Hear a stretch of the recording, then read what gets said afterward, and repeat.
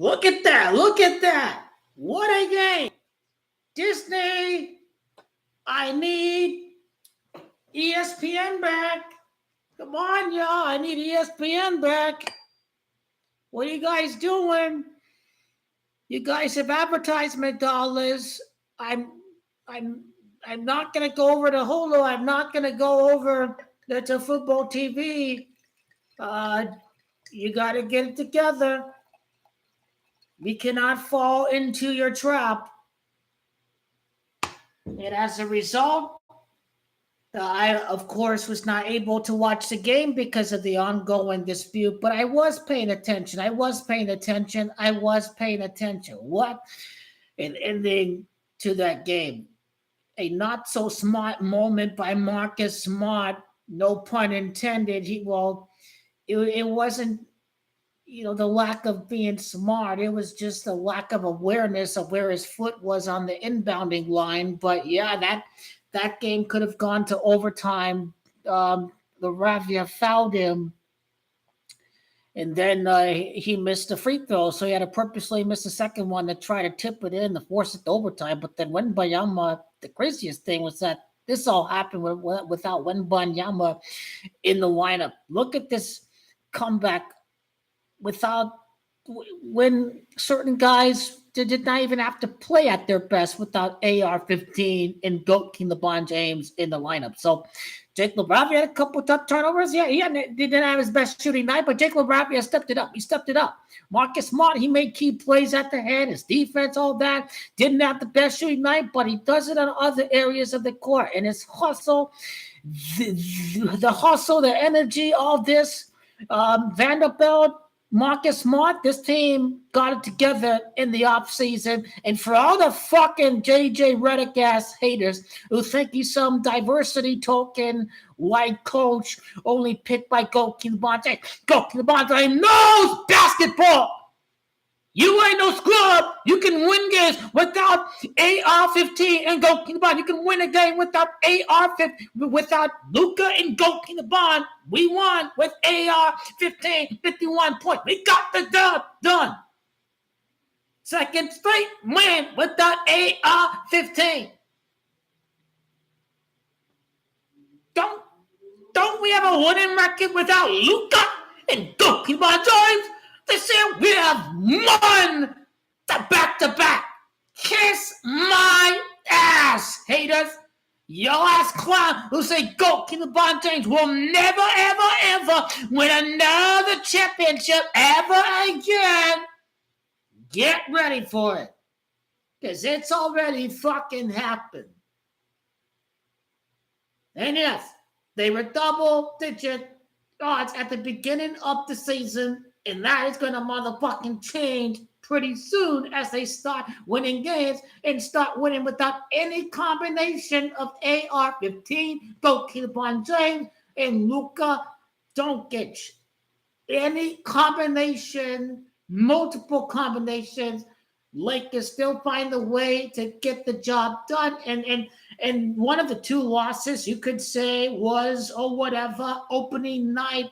You're skittish on opening night. Sometimes you're skittish in the first game of the season. And the Lakers have won 7 out of 8 games. 8 out of 9 since then, really. 8 out of 9. And if anybody thinks that Coac LeBron was doubting the roster in the past, well, now he ain't gonna doubt this roster. I don't want to hear anybody saying that this is a super team. I don't want anybody to say that the Lakers, they expected win. No. You can't say so after the fact. I call this whole repeat before the season. Before they got LaRavia, before they got Ayton. Before the season, they said Ayton was a scrub and he was going to hurt the Lakers. He's got heart. He's got passion. He's got tenacity. He's got NBA Finals experience. with the loser Phoenix Suns. That's the finals experience the dominating has. This team, I'm glad Gabe Vincent stay on the Lakers because of that experience in the NBA Finals in 2023. Nobody wants to mention this fact, but NBA Finals experience, Luka has it. We all know Coac the Bond. Marcus Smart, yes, he lost against the Warriors, and unfortunately for him, he left. Marcus Smart, okay, we got these two, Coac the Bond and Luka. We've got Marcus Smart, we've got Gabe Vincent, we've got DeAndre Ayton. This is a pretty solid collection of individuals who have experienced deep runs to the NBA Finals. So it's experience, it is knowing how to play as a team with or without multiple starters. It's not going to go without a challenge, obviously. You know, how we do with all three guys together. Well, I say AR-15 and Coac the Bond and Luka, they got plenty of time together. And I'm going to say that the playoffs had more to do with the lack of a rebounder. Dominating is doing the job well right now. Okay, everybody who wanted to hate on the dominating, he was among the highest graded players, defensive rebounding metrics last year. So, you know, they did their homework on DeAndre Ayton. You know this team here can compete with the OKC Thunder. Now, they whipped their ass in April last year. So even before the fact, even before this 7-2 start to the season, we already could beat the ass of the Thunder because that's exactly what we did at OKC in April. So again, the loser Coac the Bond hating bombs want to say, oh, everybody expected Lakers to everybody expected Lakers, this and that. I was not hearing that before the season. Reddick is a token higher. Ayton can't rebound. Coac the Bond is washed up. Luka, he overweight, blah, blah, blah, this kind of thing. He can't play defense. Luka can't play defense. It's all we heard about was Luka can't play defense. There are plenty of people who said that the Dallas Mavericks won the trade because of defenses and Luka overrated. He's not going to train this and that. But we already see where those people have went.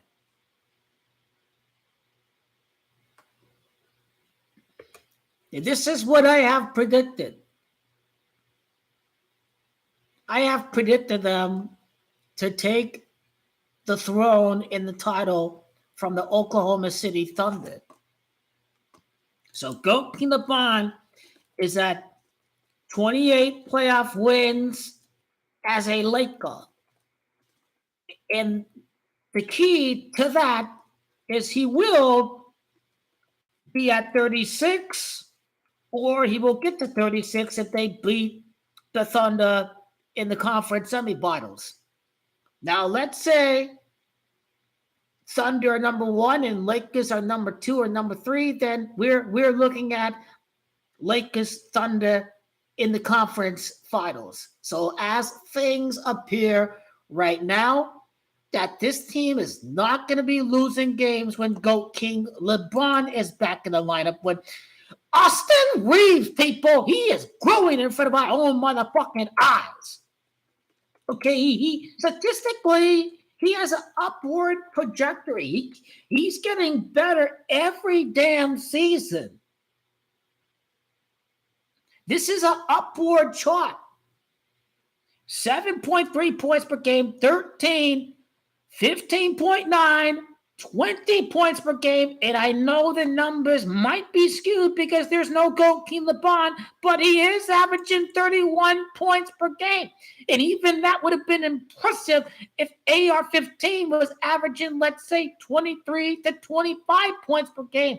This guy is getting better every single season, and I'm glad the Lakers did not get rid or try to trade Austin Reaves because he has not reached a ceiling yet. And that is what AR-15 has proven so far this year.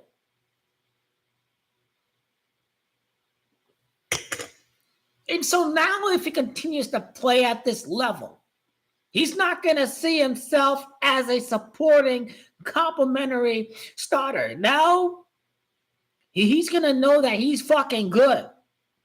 AR-15 is going to approach himself like he is a motherfucking superstar. And I think that ego, that I'm going to whip your ass and I'm so much better than you, it's that superstar championship mentality. I think that's what AR-15 is doing this year. I mean, he really has listened to the criticism in the playoffs.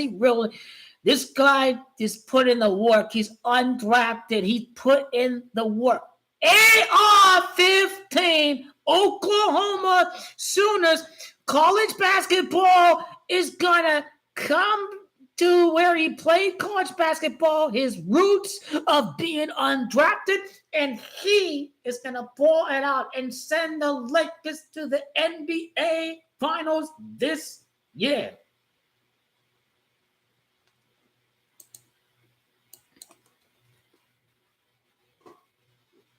OKC does equal 11. Are we equal 16 in reverse? Are we going to get a game 7?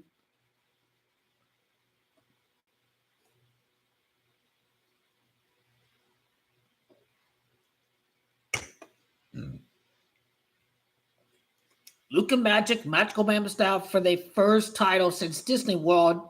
This isn't going to be an easy ride every round. Maybe it could be easy in the first round. Maybe it will be in the second round. But if we're being real, the Oklahoma City Thunder, it's either a 6 or 7 game series. It depends. Obviously, I think the midway point. So how will games 3 to 5 turn out, I think, is the key to if this is going to, in fact, be a 6 to 7 game series. You should start talking Thunder Lakers right now because this is for real. This is for real. This is for real.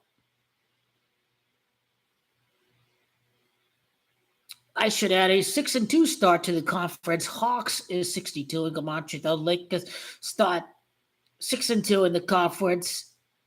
And then they are about to play the Hawks. They're 3-2 at home. The Hawks is 32. Their next home game is against Utah Jazz. Utah Jazz 32. Not if we talking wild. Could this team start 11-2? Holy moly! If they start 11-2, oh my Lord! Hawks though have looked good. They've won. I think the real test is going to be Oklahoma City.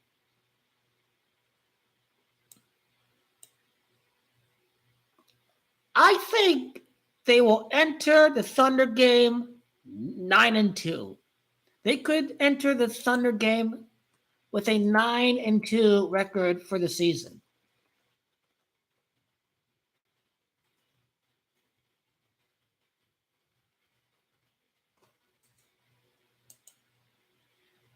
Thunder are 8-1. They lost their first game of the season. They're 8-1. The team that's going to replace them is going to win back-to-back titles and repeat in the 81st NBA Finals. Look at this. The Rockets, they start 0-2 and they almost beat the Thunder, and now they won 5 straight games. And then Freddie Van Vliet, I think, is out for the season, if I'm not mistaken. So that's I should pay attention to the Houston Rockets and monitor. Sengun obviously is really good. I know he is. Yeah, they got Okoji he was good on the loser Phoenix Suns. So there's only 3 opponents that you can beat out west. One of the 3 is the Thunder. We can eliminate the Timberwolves because Lakers won both of their games against the Timberwolves. So I'm going to completely rule out Minnesota in the playoffs. Houston Rockets are probably going to be that second team. Now, what's interesting about the Houston Rockets is that the Rockets is 43. And so LeBron could get his 43rd playoff series win against the Rockets. And now Rockets equals 28. So if this is a first round matchup, then LeBron would enter the Rockets series with 28 playoff wins as a member of the Lakers. And it's a closeout game. He's at 31 playoff wins. Houston is 31. And then, of course, KD number 35. If this is the second round, then, the closeout game is with the LeBron at 35 playoff wins in his career. And obviously, King James is 35. Here's how the motherfucking LeBron hating bums can kiss my fucking ass. King James is 55, and LA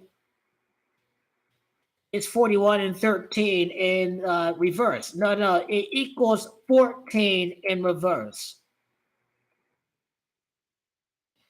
He's at 55 playoff series. He's ready to go.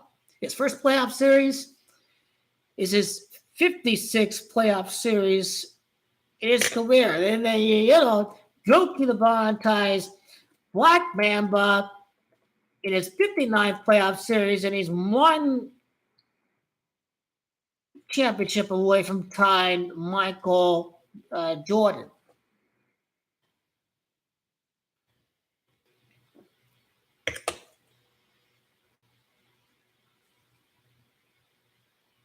So New York Knicks are who the Lakers will beat next year. They will beat the Knicks next season. This year, I'm going to say it's same old Cleveland that it's kind of like Tom Brady. Like, they're not going to have a guy 40 years old win the Super Bowl. Like, they got to immortalize Tom Brady's accomplishment. And I think they have to immortalize LeBron's accomplishments on the Cavs. So what do we mean is that this team is not going to make the NBA Finals during the time post LeBron. So I am ruling out the Cavs. And this has nothing to do with their loss against the Celtics. Now, the 2 teams this year in the East I'm eyeing, Celtics we have to pay attention to because they did beat the 76ers. They did beat the Cavs. Granted, they lost against the Knicks, but it's because the Knicks are supposed to be the favorite. They're supposed to be the top bet in the East. And then the New York Knicks, they turn into these same Knickerbocker bums who haven't won a championship in 53 years. And so the New York Knicks will not make it they're going to make it to the NBA Finals 54 years after their last championship. 54 is LA. Repeat 54. Knickerbockers 54. Is it 54? No. It's 63. It's 63. And let me get into the playoff stats for Luka. And I should be creating a page for AR15 because obviously Oklahoma Sooners, Oklahoma Thunder, NBA scripted as hell. Lakers won the championship. The scripting against LeBron is over. Now, you can kiss my motherfucking ass if you start bitching about scripting because I don't want to hear any motherfucking bitching about scripting for the Lakers when it was, in fact, scripted against the Lakers for 5 full seasons. So I'm not going to hear any motherfucking bitching about that because these people are about to get whipped ass left and right, top to bottom by Coac in the ball and then Luka, legendary air shot, the greatest shot in the history of the world.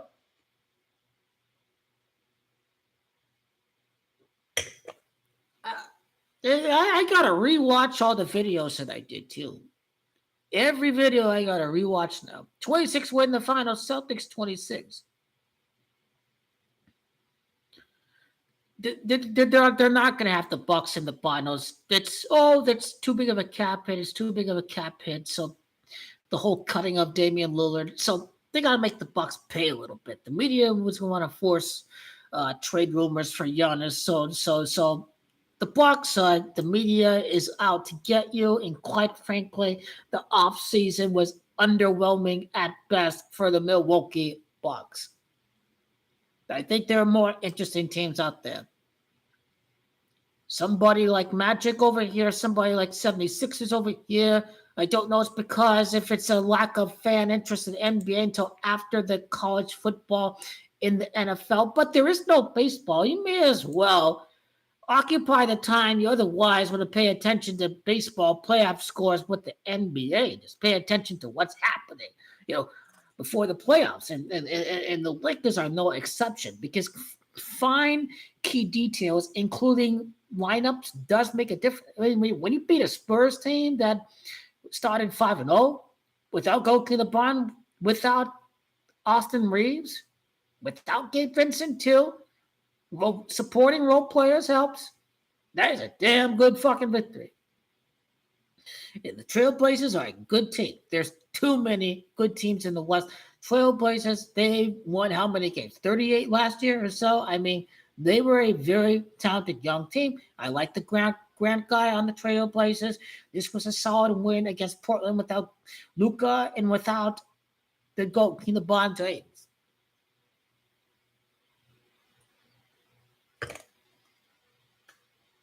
So AR-15 will be healthy against the Thunder. So now everybody the Lakers have played, they're not the top fish to fry. They nobodies, including the Warriors. Go kill my energy, motherfuckers. 2 years ago, I don't give a fuck what anyone says otherwise. Go kill the Bond ended the Warriors, as we know, with the Splash Brothers. Warriors were Splash Brothers. When we speak about Warrior Dynasty, Warriors Finals, that's basically Splash Brothers. So Go kill the Bond ended you guys 2 years ago. You lost for the first time before the conference finals, NBA finals, in quite some time. Go kill the Bond did end the Warriors.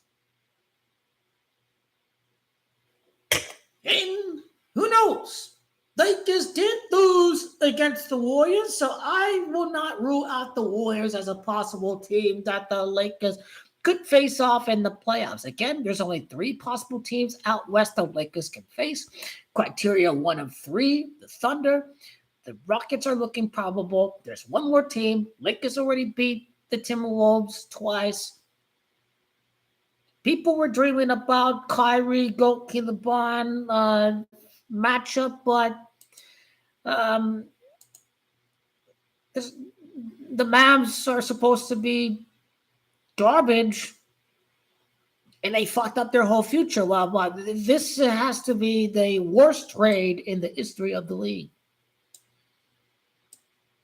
Clippers are such a joke. The whole shaming ritual of Steve Ballmer, and he's circumventing the salary cap, but this is something that they probably already do, circumventing the cap. How could I forget about the Denver Nuggets? I want to beat the Denver Nuggets. What do you beat you in the playoffs? I want to play the Denver Nuggets.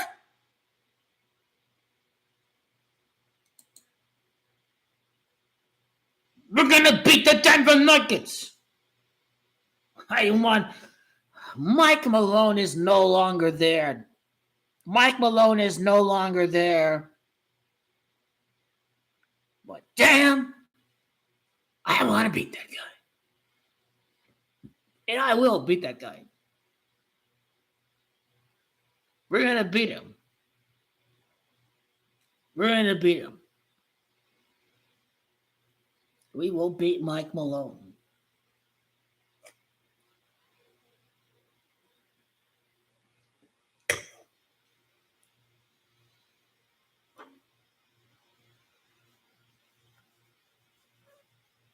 We must beat Mike Malone. I mean, why not? Player efficiency ratings, revenge against the Nuggets. So when are we going to play the Nuggets? Rockets first round, Nuggets next round? Why not? Why not? Why not? Why not? Goalkeeper Brown will enter the Nuggets series with 32 playoff wins if we do, in fact, play Denver in the conference semifinals. So you get the 28 playoff wins of 32, and Denver is 32. So already it's looking like they play Thunder and Nuggets, and maybe Rockets is who they play out west. And then Warriors, if it's not going to be one of these teams, then we'll that's the key narrative, is a rematch against Jimmy Butler, obviously.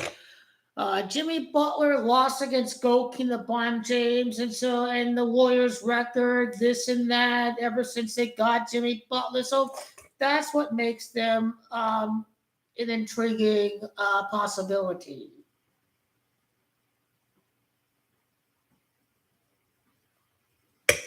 But yeah, I mean, some really solid ass future bets, obviously.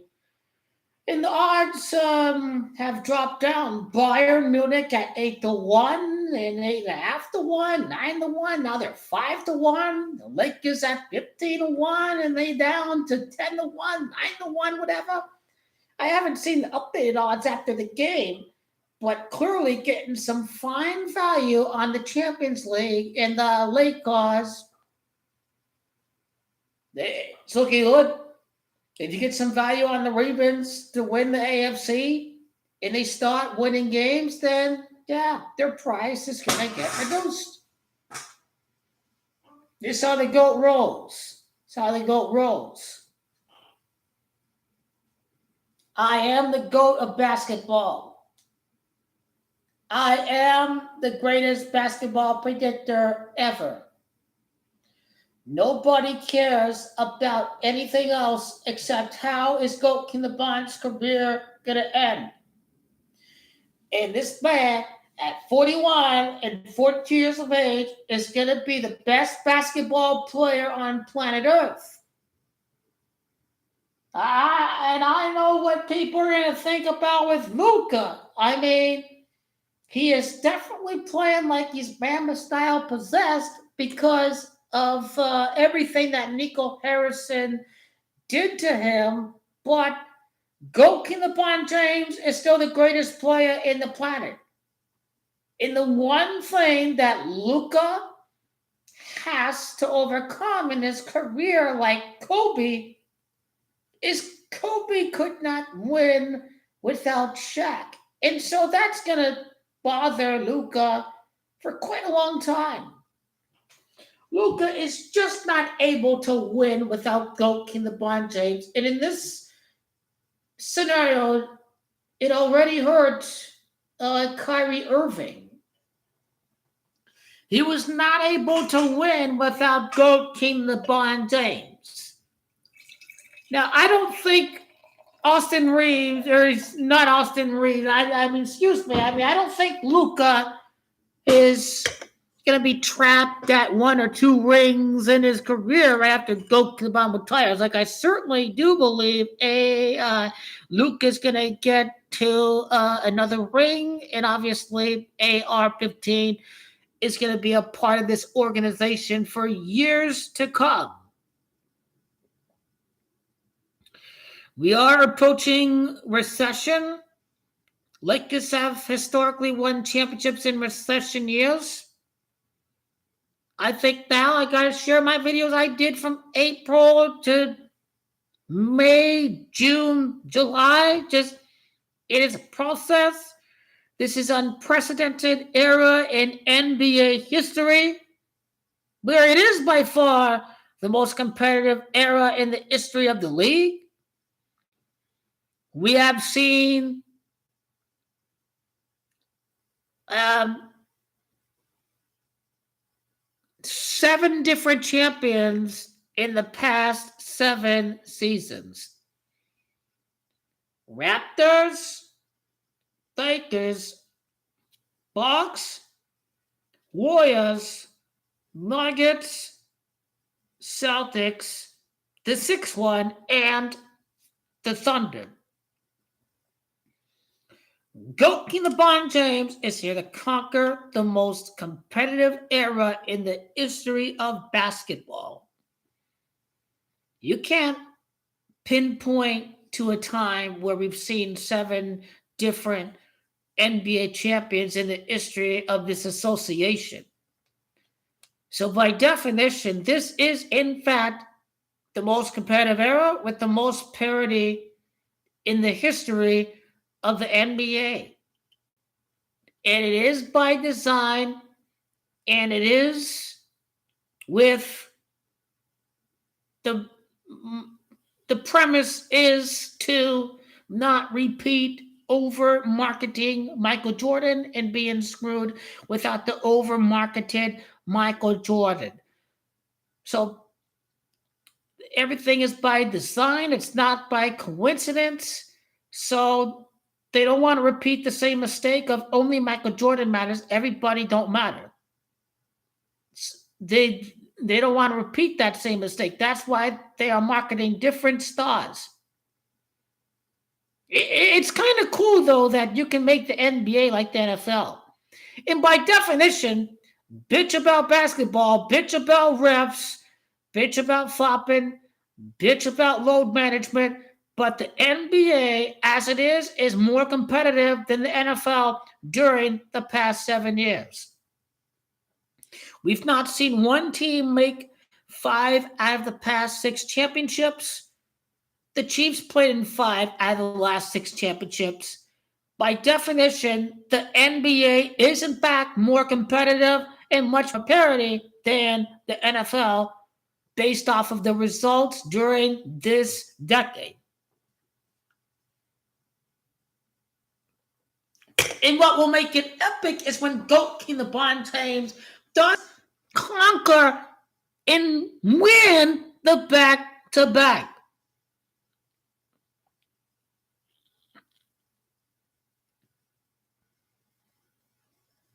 I don't know where the hell everybody is at. I mean, y'all got excited for the Lakers team during the past couple few years. Where is everybody?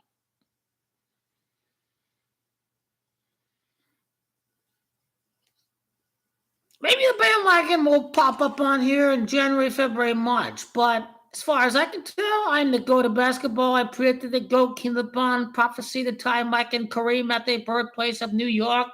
So I'm not going to get an Emmy or an Oscar or anything like that, but I'm the GOAT of basketball. I am the greatest basketball predictor ever because this legacy, this milestone, Cleveland championship for GOAT LeBron to fulfill the promise to come back against 72 and Warriors, I called that. And GOAT LeBron not staying at 4, and you have your little dumb shits like RFG saying that, oh, he's waving 4 fingers, he's stuck at 4 rings. Motherfucker, I have proven to you that is not what is happening. We are in year 23 for GOAT LeBron James. Sometimes it is right there, year 23.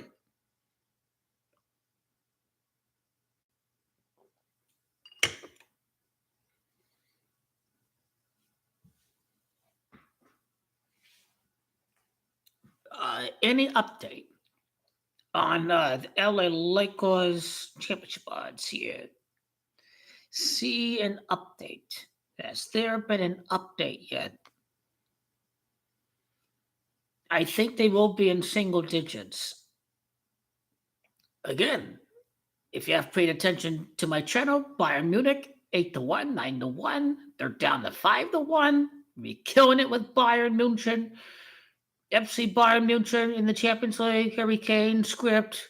Now with the Lakers, obviously, they are fulfilling and maximizing our wildest expectations without goalkeeper LeBron James in the lineup. And I have proven to everybody that this is, in fact, a championship roster, and they have adapted and know how to win without multiple superstars. This is the beauty. Are we going to beat the Thunder without goalkeeper LeBron James? Zero chance. I will go as far to say that we will not beat the Thunder without goalkeeper LeBron James in the lineup. Now, when will goalkeeper LeBron come back? Mid-November. By mid-November, do we mean before the 15th? Before the halfway point? Will goalkeeper LeBron be back for the Thunder game? I think because how well the Lakers are doing in the standings, goalkeeper LeBron James can be afforded some more rest. And I think goalkeeper LeBron's next power move is to sit out the first game against the Thunder and be like, you can't beat the Thunder without me. That's what he's going to do. He's going to sit out that Thunder game because although we are 7-2, you're still going to need me to beat the most complete basketball team there is today. So that's goalkeeper LeBron James' next move. You will miss the Thunder game, and you will need me to beat the Thunder later on in the season. So I believe I want to definitely elaborate and talk more about that aspect.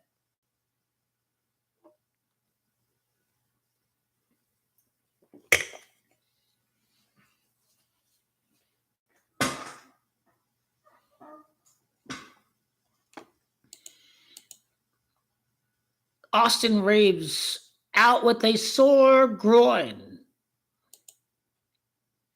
The Lakers are one game back of the Thunder. The Lakers are one game back of the Thunder without goalkeeper LeBron for a full season, without AR-15 for multiple games, without Luka for multiple games. We have to be very proud of everybody pitching in. Everybody, this is what wearing the purple and gold is about. It doesn't matter if you're without any combination of your big three. You're still expected to win because that's what the purple and gold. It's supposed to be a very heavy jersey to wear, and it's not too heavy for most of these players. To play for the Lakers, you have to think you are better than every motherfucker out there on the basketball court. And that's what I fucking like about Jake LaRavia buying in instantly. Marcus Smart, obviously, playing for great teams, Celtic teams throughout the years, obviously. Vanderbilt and Hachimura here for a deep run to the conference finals. The bullshit with Darvin Ham where Lakers led for 70% of the series. I haven't forgot about that. Fuck the Nuggets. Fuck their garbage, worthless fans. I totally want... I could care less about Kevin Durant at this point. This team is finished. Is this little faggot girl fangirls very annoying? Yes, they are. Are they a bunch of queers who don't know what real manly conquest is? They don't. I do nothing for the group project, but we still get an A. That's what Kevin Durant is. Stephen Curry has been doing most of the work, absorbing double teams and this and that. Okay, fuck Kevin Durant. But these little faggoty ass losers taking credit, acting like they won something. Kobe would bitch slap them to the head like, you haven't fucking won shit. You want to beat your fucking competitor. Fuck you. Okay, I agree with Kobe. I agree with what I have asserted. Fulfilled. Lakers, FYV, I believe the Thunder are the favorite because they're the championship repeat defending champ. Obviously, Lakers going to be top 3. We were top 3 in the West last year, weren't we? We were top 3 in the West. So all these loser-ass faggots can kiss my fucking goat peanut bun fucking ass.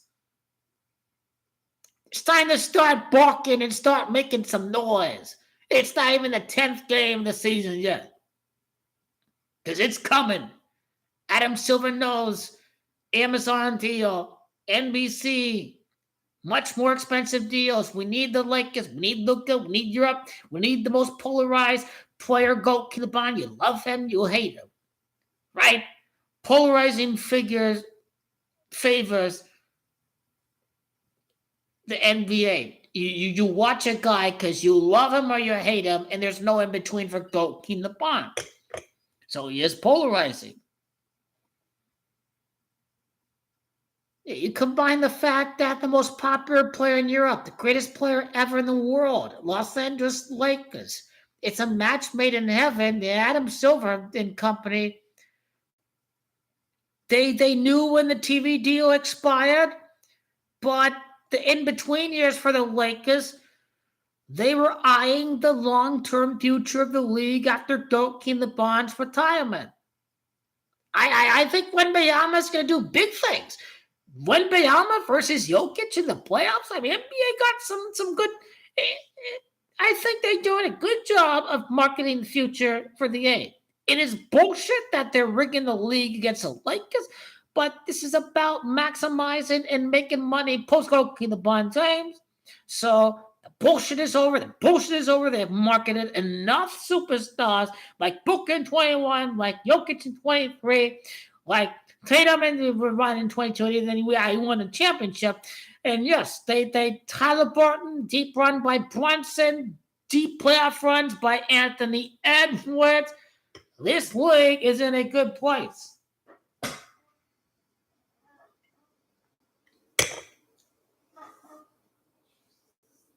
We're in a very, very good place. When I say we, I mean the association. Because obviously Spurs have got some arena renovations. That's the big news of the day. Spurs got some arena renovations. I think the lease to their arena expires in 2032. So now is when will the inevitable scripted championship for Wembanyama happen? And the Spurs have done well. They haven't had De'Aaron Fox in the lineup at any point this year. So Spurs are here to stay. Maybe they win the championship after Greg Popovich dies. Maybe the Spurs win after Greg Popovich dies. Win it for Pop, this kind of thing. This kind of good scripted entertainment that just can't go wrong. Clippers have been hit by a shaming ritual. I think they'll come back. I think they will. I think they'll win the. Let's not forget the new arenas. The Bucks in the arena, they won the championship. Warriors in the arena, they won a championship. Suns had renovations, they made the finals. Okay, Clippers are going to go on a scripted NBA Finals run. It's designed by the Mafia in Vegas. Well, it's not even Mafia. It's more like corporations like FanDuel. So already the shaming ritual, yes. But still have Harden, still have Coac, and Clippers are going to go on a deep run, but after Coac in the bond retires. That's when they'll go on a deep run. So, yeah, big baller T here. I'm going to take a stab on the Clippers. This is all a distraction. This is all a diversion. I think it is a diversion. There's a period where the Clippers are not going to win the next 2 years. So it makes sense why they go through a shaming ritual. Are they supposed to be a favorite when they win? Nah. You have your Clipper curse of not making it to the conference finals. Outside of a COVID year, 2021, there was barely any arena capacity then. So I think Kawhi's going to go on a Mamba-like run. I think it shocked the world. I think when they're not going to have the Dodgers World Series every year. When the Dodgers start losing before the World Series, that's when they'll replace them with the Clippers. After 2026. And when the Dodgers lose against the New York Yankees. It's Great Judge Gino. They're going to write the script for Great Judge Gino. Well, he drops a ball in the outfield. Win the championship, right? Garrett Cole comeback, monster comeback, Shuttle, this and that. We know they're going to put Yankees in there next year. But no coincidence without Yankees, they put in Canada and all these Canadian watchers. In 2019, the Raptors. Now you got Blue Jays against the Dodgers. Canada bring in the viewership that they did not have when they had Yankees lose.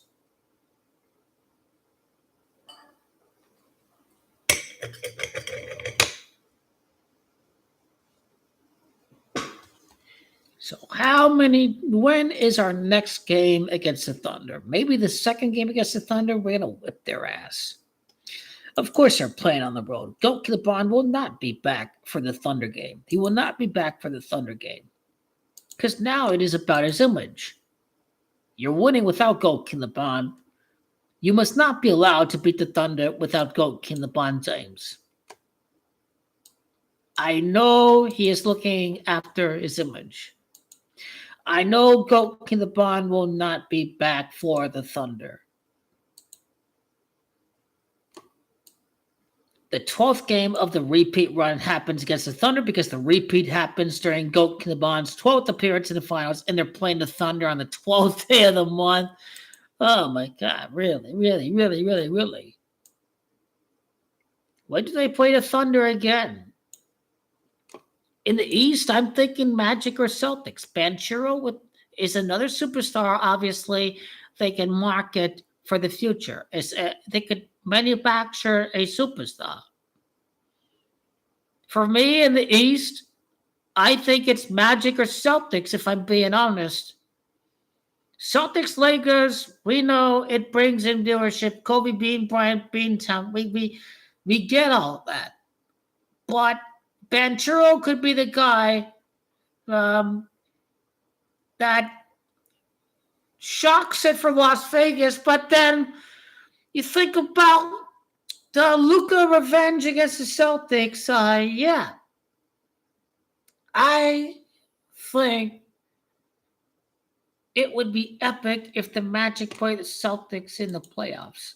Desmond Bain, too, is a former Celtic, so I think we do get Magic Celtics in the playoffs. And quite frankly, you can make a case for either the Magic, Las Vegas factor. Reddick was drafted by the Magic. Lakers last time out the Magic.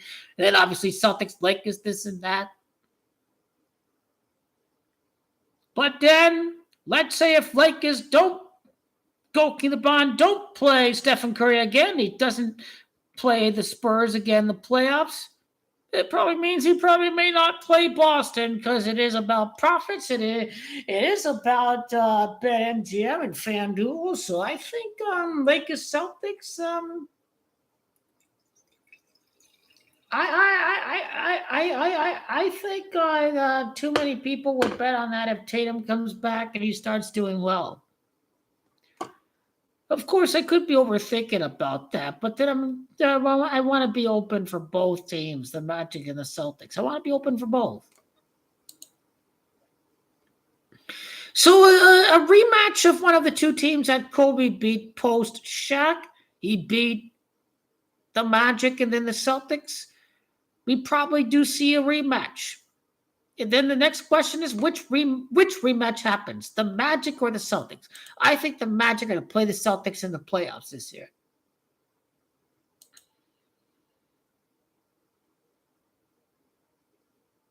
If we're talking about the NBA, thinking about the future post Coac and LeBron, I think they're trying to compete with the NFL. What if the Magic win the East? I mean, what if they do?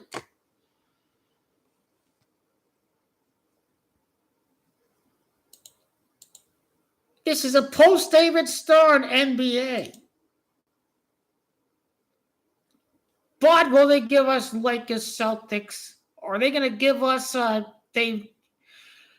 I wonder how far away the Walt Disney World complex is from the Magic's arena. 5th straight win. 5th ring, Goat King LeBron James. Goat King LeBron hating ass bums hiding in the basement. Goat King LeBron hating bums pissing their bed, shitting their underwear.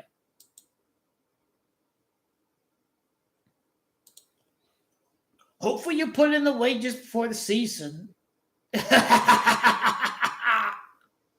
Because it's fucking happening.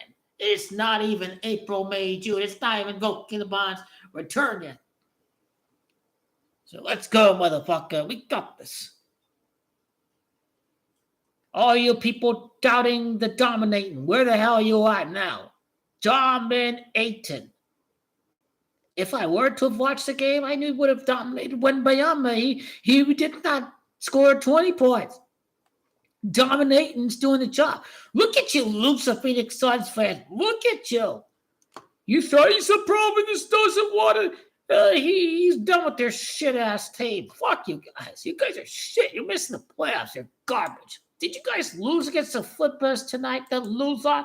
Oh, that game is tomorrow. That game is tomorrow. Well, I could see a loser Phoenix Suns winning that game because of the fact that Clippers are going through Clippers is 44. They'll probably beat the loser Phoenix Suns. They'll probably beat the loser Phoenix Suns. The loser Phoenix Suns.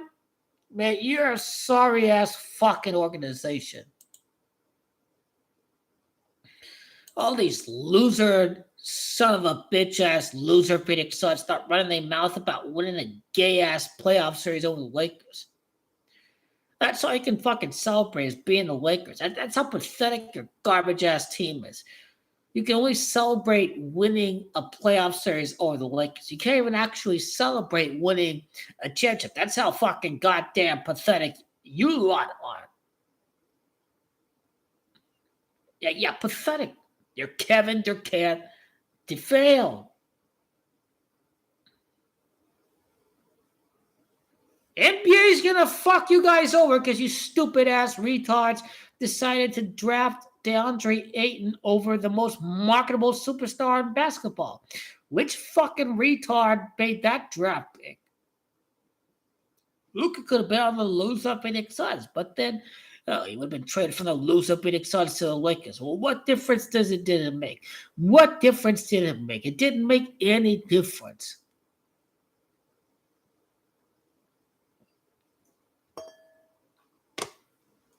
When do the Lakers play the Thunder first time with Goat King LeBron in the lineup? Not in November. Certainly not in November.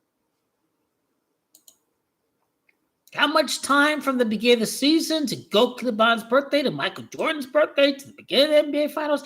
Probably do the birthday time spans to Jason Tatum's birthday, to Paolo Banchero's birthday. If you want to analyze who the Lakers going to play in the finals, I'm going to discount the Cleveland Cavaliers. They play the Celtics on the 5th day of the month.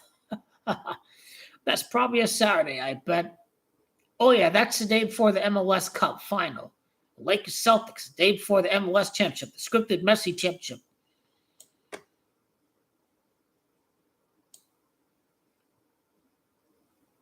Thunder Lakers, February the 9th, repeat 29, 2-9. It's the 40th day of the year. February the 9th is the day. February the 9th is the day. Is that 41 days after Goat King LeBron's birthday? Yes, it is 41 days after Goat King LeBron's birthday. The key Kobe number. He died at 41. Goat King LeBron wins next title for the fans at 41 years of age. Booyah. Here we go. And now we coke it.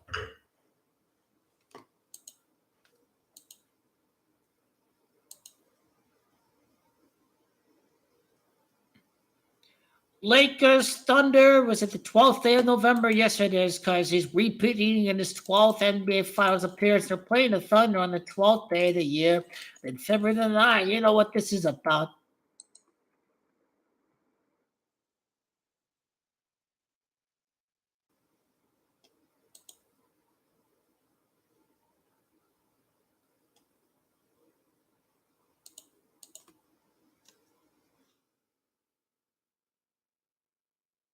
Calculate duration. What are you doing? Oh, it's 2025. No. 2026. Every night, 2026. Come on. Come on now.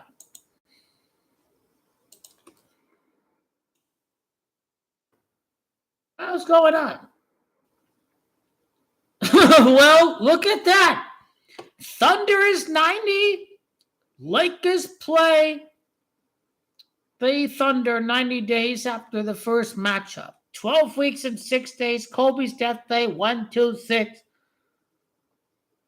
Goat LeBron's birthday, 12/30. The one only Goat and King of basketball. The loser hating bombs are pathetic. What do you mean the date can't be higher than 31? What y'all been talking about? 5 weeks and 6 days after Goat King LeBron's birthday, he plays the Thunder February the 9th. I don't think this is the day after the Super Bowl. Look at that. Lakers Thunder the day after the Super Bowl? NBA knew what they were doing because the Super Bowl's on February the 8th. And then the MLS Cup, the day after Lakers Celtics. We got something going on here. We got something going on here. I've had somebody say Lakers Magic. I had somebody say Lakers 76ers.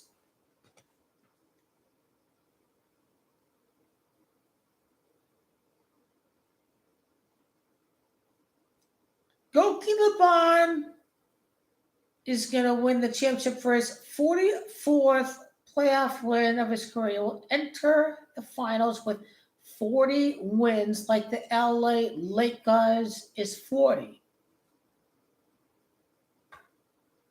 Is the new Nuggets coach the key to knowing when the Lakers play the Nuggets? And now let me start off and say that Goat King LeBron is 6-4 in the playoffs with the LA Lakers. King Goat LeBron James. Obviously, well, not obviously. Not everybody knows Gamacho, purple and gold. Purple and gold is 64. He ties Mike of the Chicago Bulls. Chicago Bulls is 64. So 14-4. 14 would be end of a great career. New York Knicks is 14. Those are the 14s. 14-4 would be like Mark of the Beast, for example. Mark of the Beast. 14-4. And now I don't know if Mark of the Beast equals 81.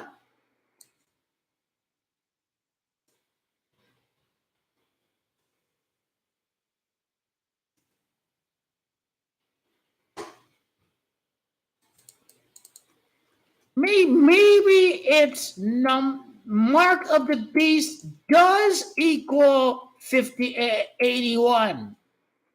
It does equal 81.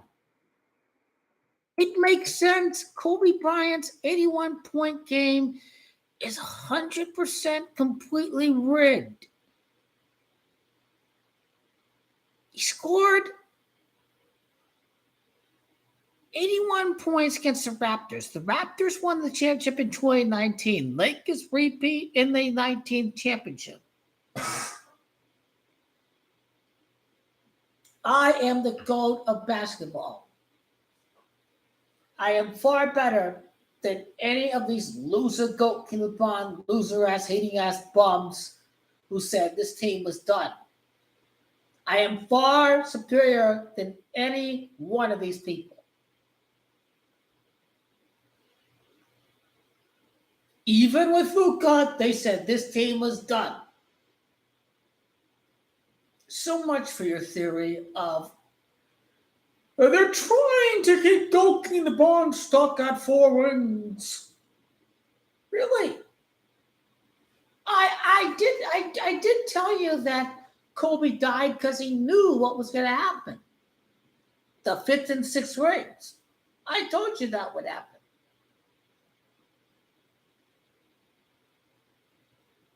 Oh, the bitch ass haters, they thought they could chime in. They thought there was no possible way.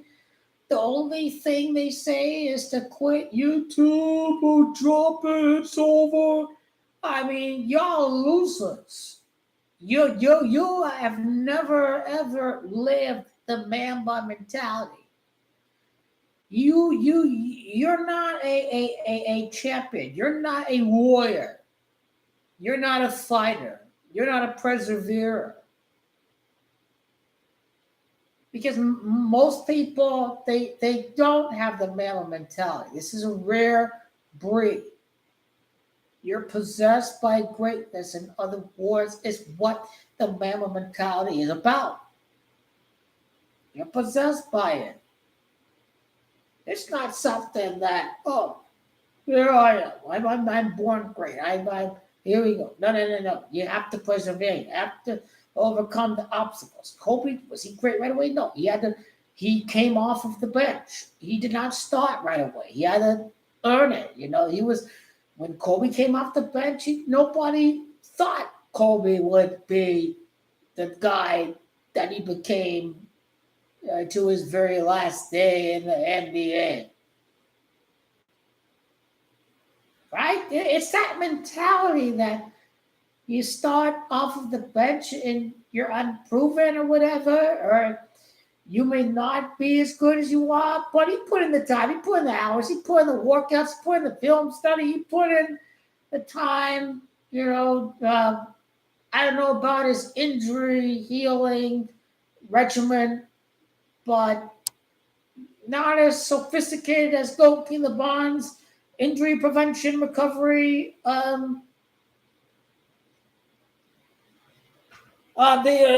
He has a habit of regimen.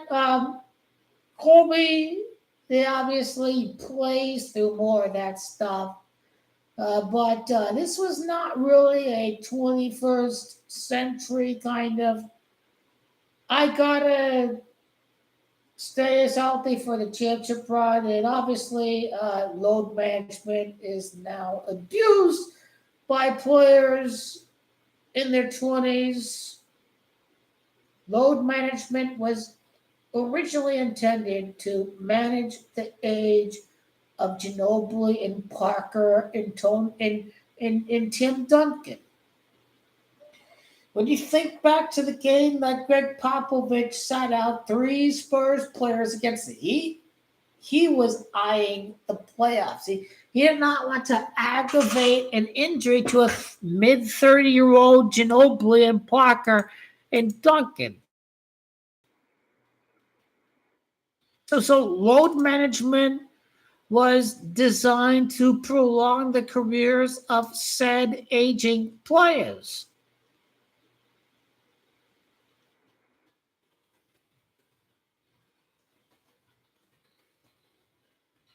And now he got fined for this because obviously it was a TNT broadcast, and this is how you know you're a fucking G, Greg the G.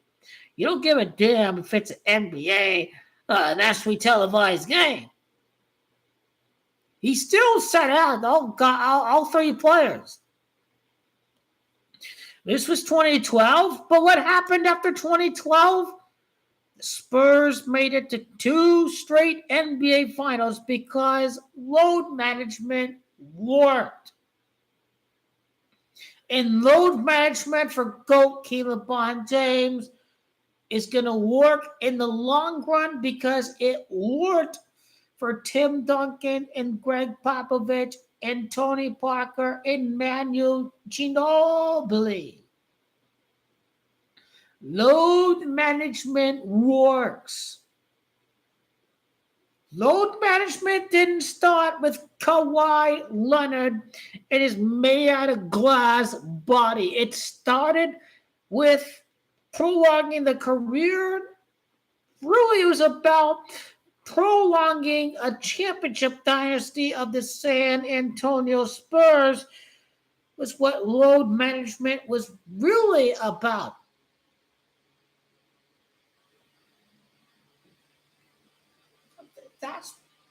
That's what it was really about. It wasn't about any of that other stuff.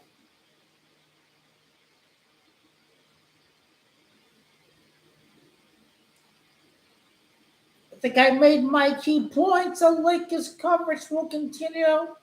All the loser quitting bombs have flamed out, but maybe it's just not January, February, March.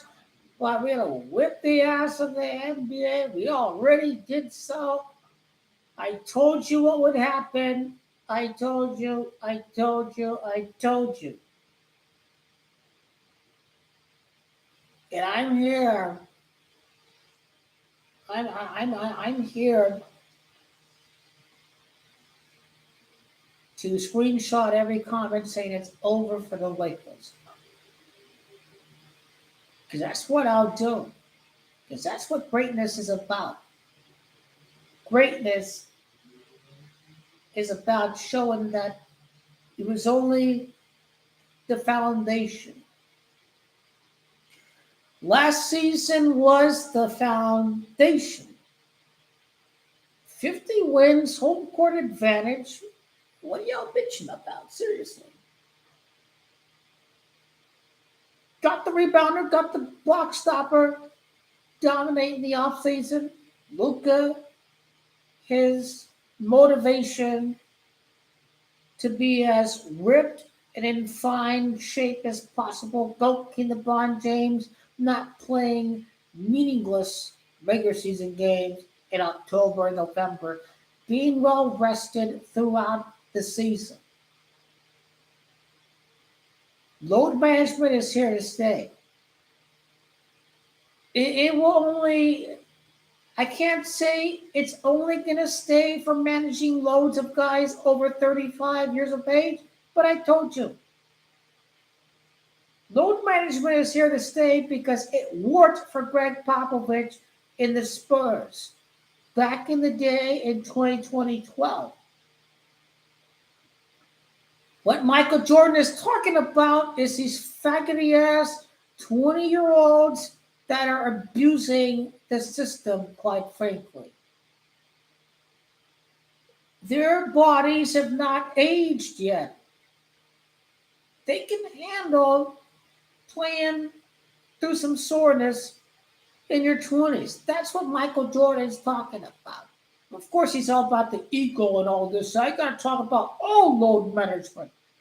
But any objective point of view about load management should be from the angle that it did work for Popovich and Tim Duncan and Manu Ginobili. He managed the minutes of these guys very, very well.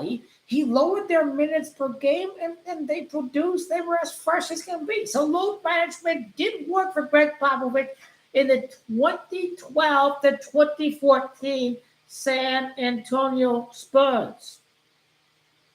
I salute GOAT LeBron James taking the rest. He knows he'll be a better version of Duncan and Ginobili and Tony Parker. He's a key student of the game. He knew what the Spurs did to prolong the dynasty. It was load management. Goat Bond is absolutely not going to risk his health for the main grind of the season, February, March, April, May. Right after the All-Star break, when the Super Bowl's over, that's when basketball begins for many sports fans. When it's the end of college football and the NFL. Goat Bond understands this. It's the same playbook that many superstars will follow when they are beyond 35 years of age. Now, there's an element of truth to what Michael Jordan was talking about. He's talking about these young bucks that are not old men just yet. But clearly, as I have articulated the history of load management in the modern day NBA, it's not about anybody being as healthy as they can for the playoffs. It is about much older players being as fine in shape, and their bodies have to handle the grind of April to June.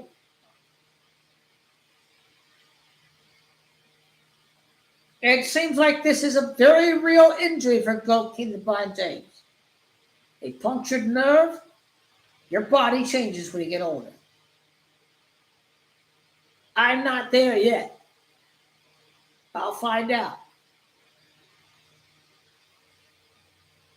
But for goalkeeper LeBron James and all the wear and tear and mileage and depreciation, this is certainly true. And all credit to goalkeeper LeBron James. He adjusted his game to where he didn't have to drive like a freight train every time like he did when he was in Miami. Goalkeeper LeBron made adjustments.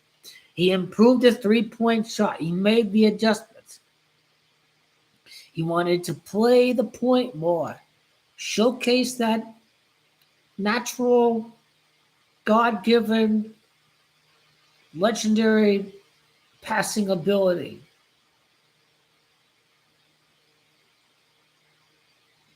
Man, Luka balling and goalkeeper LeBron James. How could anybody not think this team is going to win? Well, too many people are clouded by hate and bigotry and prejudice against goalkeeper LeBron that they're so desperate for goalkeeper LeBron to not win any championship ever again. But this is why we locked in the price of 15-1, 16, 18-1 for to win a championship. This is a dream come true.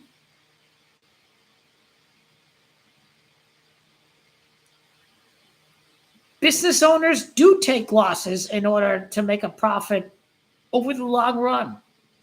And this is not any different. Kobe will miss a shot until it falls in. He missed his last 9 shots. He'll keep on shooting till it falls in and he starts getting hot again.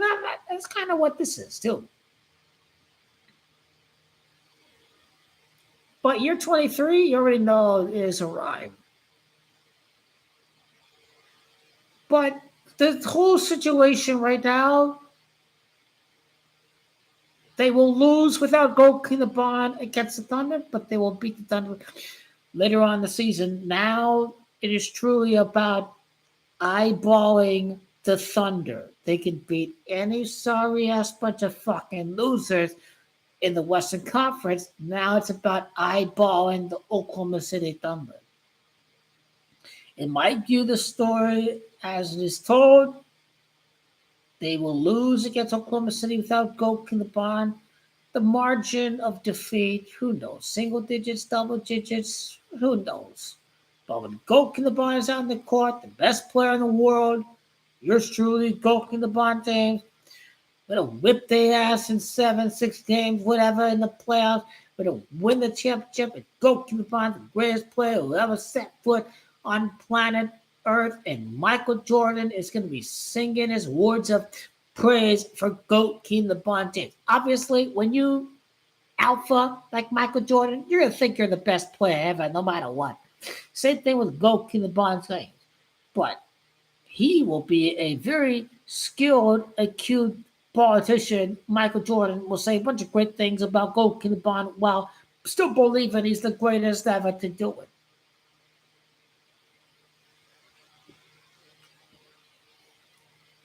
In these untaped interviews of Michael Jordan getting released throughout the season,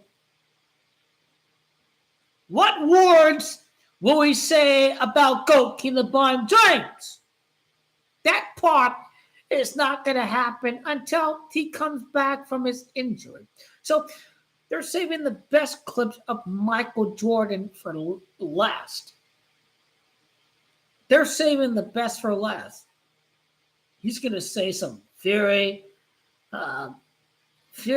revealing, sophisticated comments about GOAT King LeBron James. Either good, either bad, we don't know. But GOAT King LeBron James is here to finish the conquest, winning the championship in front of the fans. And it's going to be epic. He's going to beat the Thunder. He's going to bring the Thunder. Scoring king gets OKC. The defending champion. He knocks off OKC. Welcome back, homecoming game.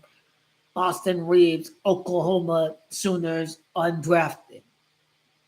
Luka beat the ass of the Thunder and moved to his NBA Finals win. So he knows a thing or two about whipping the ass of SGA. That's what I'm going to close tonight's live stream about. Is it too early for people not paying attention to the basketball? But mamma mia. You have to look at these lineups. No Austin Reaves, no Luka, no Reaves and no Luka. Dominating, carrying them against Portland. JJ Reddick and fucking Coac. White supremacy, white players. Donald Trump, LA Lakers. LA Lakers predominantly win championships in recession years. So let's fucking go. Let's fucking go. This is for the wildfires. This is for the fascist regime trying to take over LA. Well, fuck Donald Trump and fuck the fascists. LA strong. Kobe would say LA strong today. Dodgers and now Lakers. LA is going to rally around their communities as they about the same. But there's been no investment in ICE, I think, from the new owner, Mark Walton. Now, what was the day that he was officially voted as the owner of the... I forgot to do... I got to do that video, obviously. I got to do that.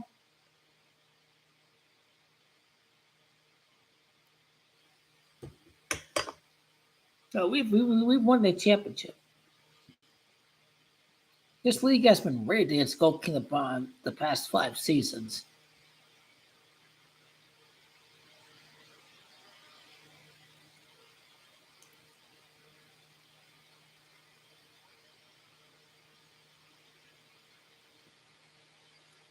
I'd say GOAT King LeBron is here to thwart the Michael Jordan camp, hoping that it's Luka that dominates during the playoffs. That's what the Jordan camp is hoping is going to happen. This is going to get very, very, very spicy. GOAT King LeBron may be called upon to make the clutch shots in the playoffs. And I guarantee you, Michael Jordan's camp hopes it is Luka that hits the clutch shots. This is a power play.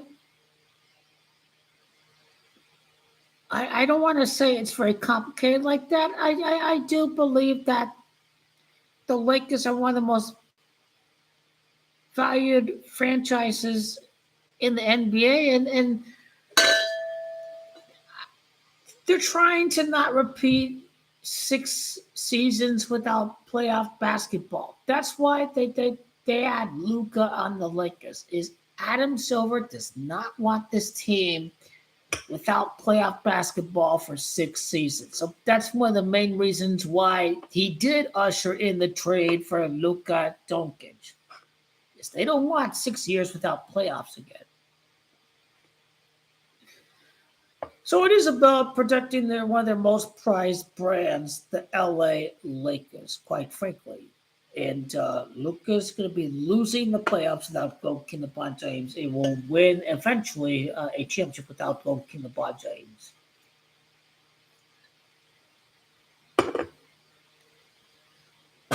Spurs are have some arena renovations, and when will they win the championship? That French European demographic, right? Time to really eyeball this team very closely.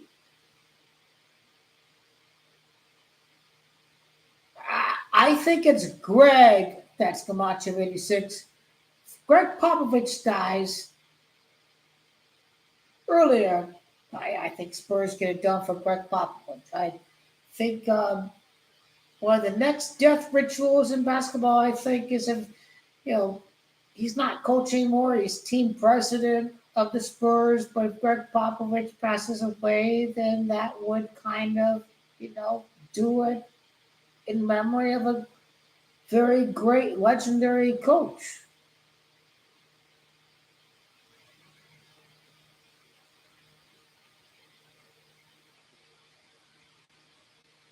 I was supposed to go on a run, but then the Lakers came back and won the game.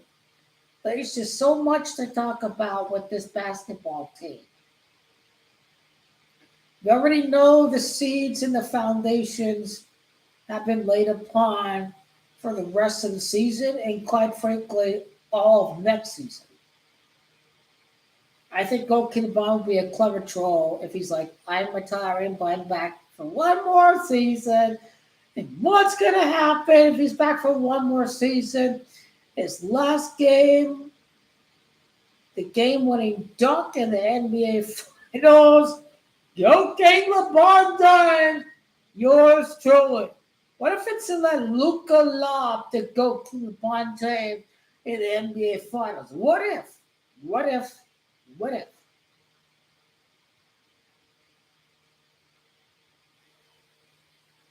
We should be excited about football in both playoffs. But King LeBron James and the LA Lakers have set the league on notice. I will be stunned if King LeBron plays against the Thunder in November. He does not want to play against the Thunder, so we lose against the Thunder if King LeBron returns and we beat the Thunder in February, the day after the Super Bowl. If it's 41 days after King LeBron's birthday, we're going to whip the ass of the Thunder a day after the Super Bowl.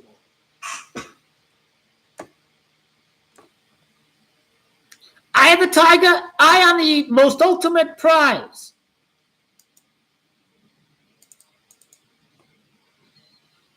What game of the season would it be for the Lakers the day after the Super Bowl?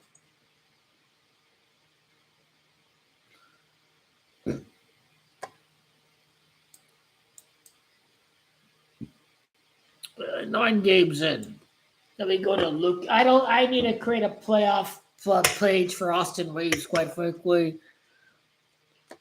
He's part of a big three now. It's official.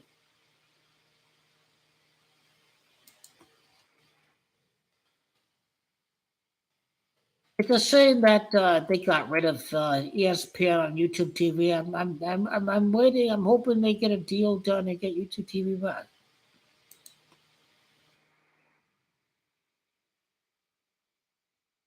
What does the big three equal? It equals the Comanche of Kobe, B, Bryant.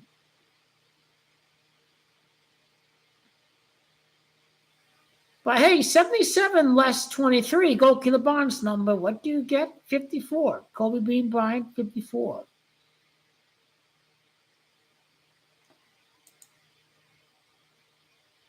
Nobody could pull this off. win a championship, and build for the long-term future of the Lakers. Joakim LeBron has learned how to play with Dwayne Wade and Chris Bosh. This transition will be easy for Joakim LeBron James because nobody has his basketball IQ as Joakim LeBron James. He has pulled it off before with Miami. And Joakim LeBron James is a real servant to the franchise. He is allowing the Lakers to continue to build for the future when it goes against the short-term vision of winning a championship. So that can't be articulated enough what Joakim LeBron has done for this franchise and this team.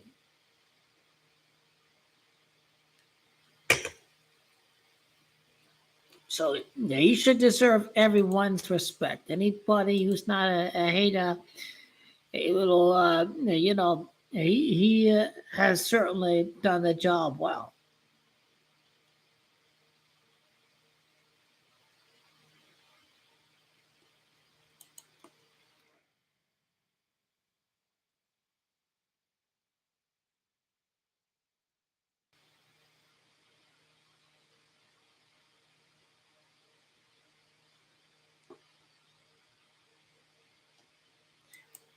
I think if he does win the Western Conference, if he does win the finals, he certainly shouldn't have a celebratory beer taken away. Certainly not Luka.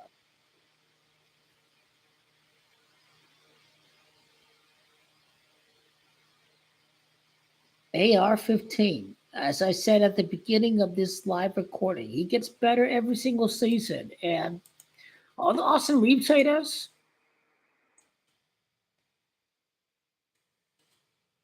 who worked the Montreal sport betting video, I don't think I understand what you're trying to say, quite frankly. I don't think I do. Explain who worked the Montreal. The owners, the script writers.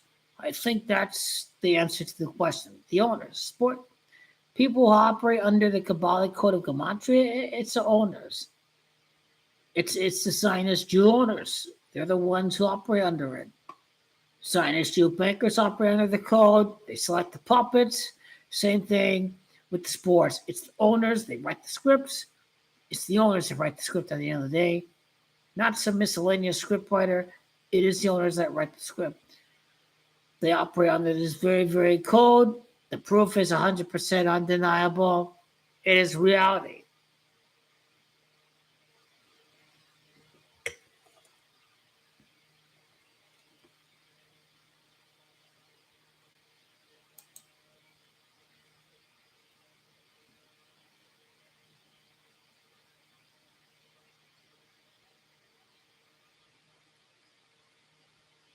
Hornets, Kobe team. You gotta win that one. Could we start 6-0 on the road? This is gonna foreshadow big things like winning Game 7 at Oklahoma City. If we start 6-0 on the road, yeah.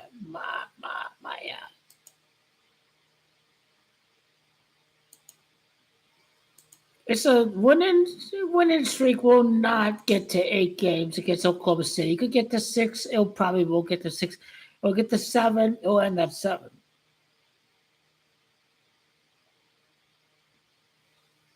I am sure Joakim LeBron will be back before the NBA Cup game against Clippers. That is going to be a sure victory for Joakim LeBron. 9 o'clock at night, Mom. You Disney, you greedy ass company, fuck you guys. They gonna go. LeBron doesn't need to be back against Utah. Well, they did play Luka against Utah in February, so. But how many games would they play without King Goat LeBron James? We're at 9. We'll certainly get to 12. 13 to 18 is the range. When will Joakim LeBron come back? mid-November, he could return against the Jazz, I think. The Michael Jordan, 6 against the Jazz. Go to the Bond could return against the Jazz. Which game, which day against the Jazz does go to the Bond return again? NBA is going to want to dominate some storyline, some news line before, the Thanksgiving game. So let's say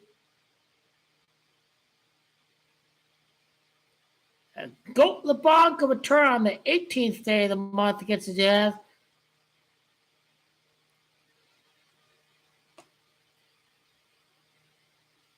Goat LeBron will certainly play against the Celtics. That's December, but obviously November is the time frame when King Goat LeBron James is going to return.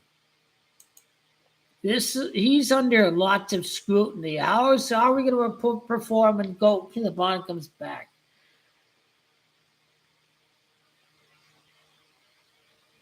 I say fuck the haters. We're not winning as many games as we did before Goalkeeper Bond came back. I mean, the season's a whole tongue twister. Fuck, it really is. Like they're gonna scrutinize every game that Goalkeeper Bond comes back. This is LA Lakers. They dominate the news cycle. They win without King Goat LeBron. Now people can expect this team to be like the 95, 96 Bulls. Would people really expect this team to be like the 95, 96 Bulls? We've got Michael Jordan. We've got the Bulls starting 5-0. The Michael Jordan team. NBA is rigged.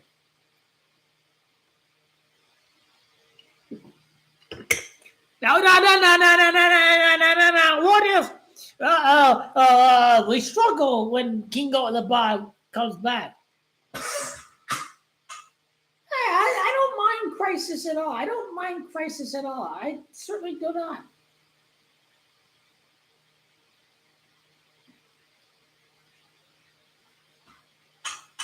It's all up to the scriptwriter. I don't see a world where Goalkeeper LeBron James is just gonna crown him. He's already won, but I can see some moments of crisis. I will not be surprised to see this team struggle once Goalkeeper LeBron is inserted back in the lineup, because this man may as well be Jesus. They're rigging and scripting. You remember the Goat LeBron return last year? Yeah, he had a game-winning tip shot against Indiana, but wasn't the return game against the Bulls? Didn't they lose against the Bulls last year? That's what I mean. I don't think this team is going to go without needing moments of adversity, certainly. I think there will be some moments of adversity. Now it appears that adversity is not trying to navigate a schedule without Goalkeeper LeBron. It's like he doesn't exist. From the appearance of 9 games so far. So now, when they struggle and King Goat LeBron James comes back in the lineup, then people will be barking and Goalkeeper LeBron. He has twigs and rocks thrown at him. I mean, it's just like Jesus Christ of Nazareth. So I am prepared for a very biblical ending. I am. Yes, we might lose during November, December. I mean, normally for the Lakers, the rough time of the year is December. And that was certainly true last year. And, we do well January through March. We get key wins. So if we do have a bad December, I'm not going to panic whatsoever. And if this is really as scripted as the Matrix would offer? Should LeBron never play again? Should he never be in the lineup? If we start losing, you know what's LeBron James gets in the lineup.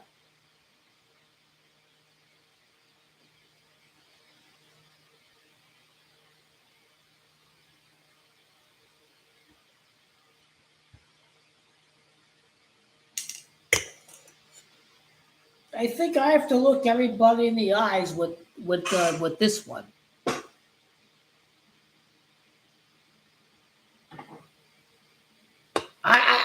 I'm not gonna panic if we start losing games and go to the bottom lineup. I know the NBA's entertainment. I know it's a script. I'm not gonna panic.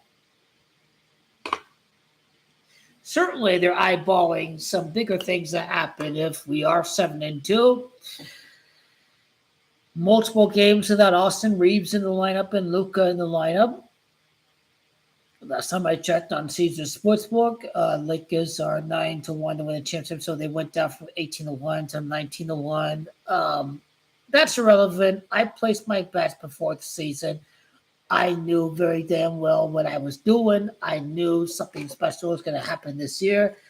And in my two long shot winners of Bayern Munich and the Lakers down from 18-1, whatever, 15-1 down to 10-1, 9-1, and Bayern Munich's 8-1 down to 5-1. So I'm doing something right there.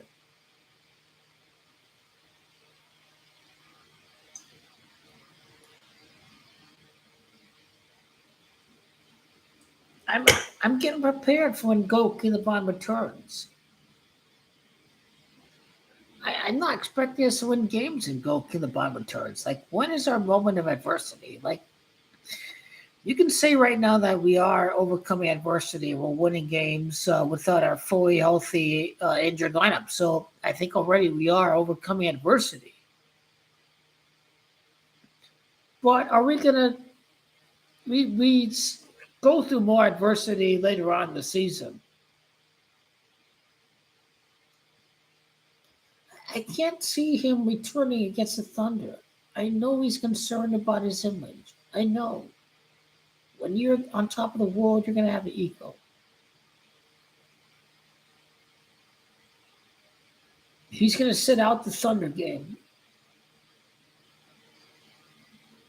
He will not be back before the 15th. This is his backup. This is Goku backup. If they don't start 3-3 without him, then he's going to be sure that he sits out the Thunder game and they lose without him against the best team in the West.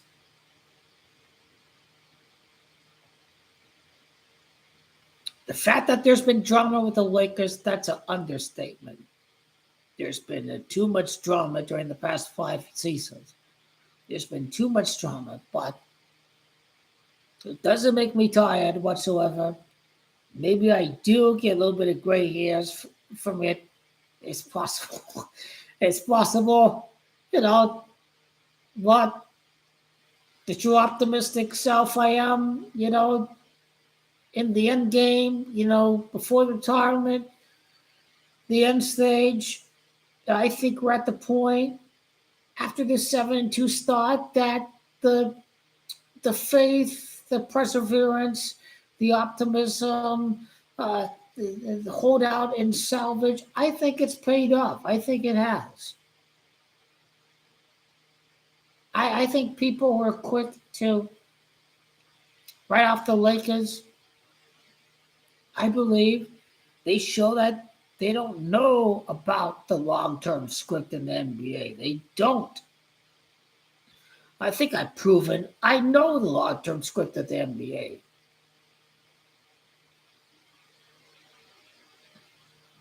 You may not guess the script exactly right during the time of Goku, but let's say it's 2020. How many people are going to believe Goku still playing at the highest level in the world at 42 years of age? 42 years of age! 42! It's never been done before. It's never been done before.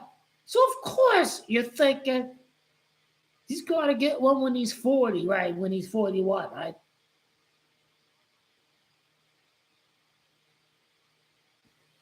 But he has shown me that he can still play at the very highest level.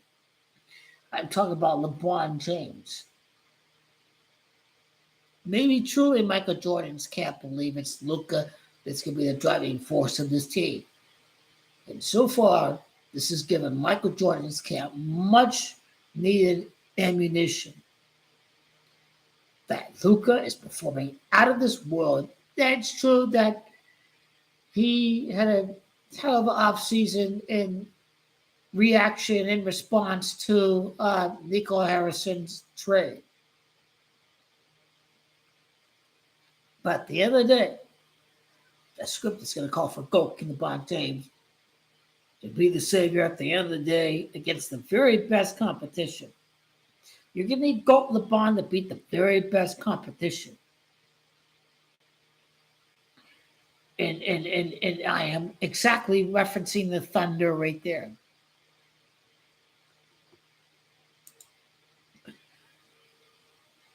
I will be stunned if he starts that game against the Thunder.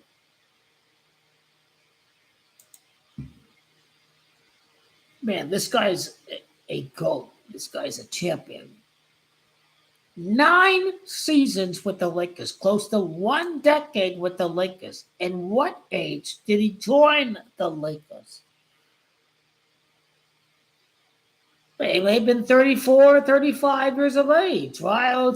December. So, yeah, he joined him at 34 years of age. He joined the Lakers at 34 years of age.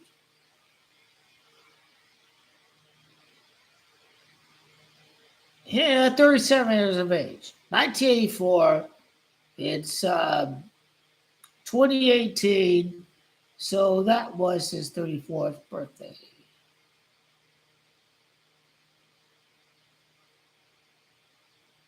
In 2018. So he joined the Lakers at 33.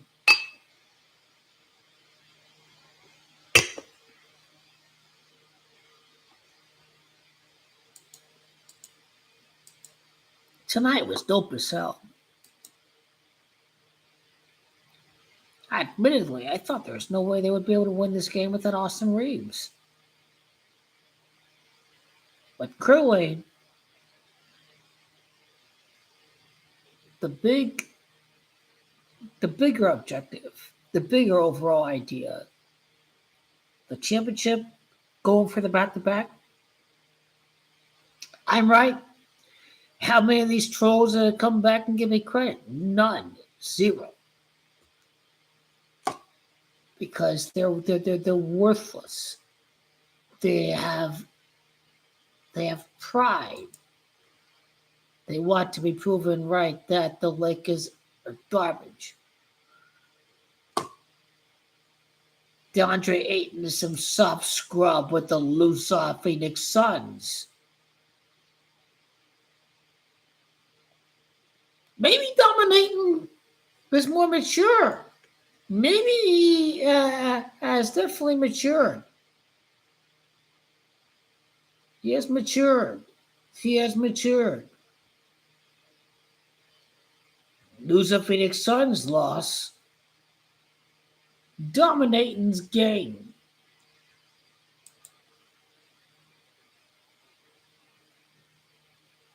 Our road record.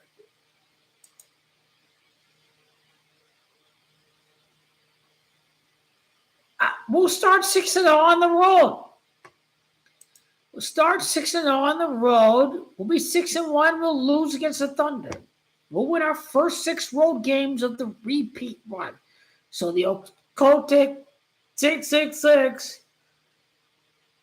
We're gonna win some game 7s on the road, will we? Certainly at Oklahoma City. The gambler, Chauncey Billups, he's not a gambler. He's a fixer. He knowingly set people up into rigged poker tables. Kevin Garnett was a victim. He thought he was playing a fair game. He did not know he was participating in a rigged game, which is why Kevin Garnett was not prosecuted. Because how could you screw your own NBA brethren like Kevin Garnett and you lure him into a rigged poker table?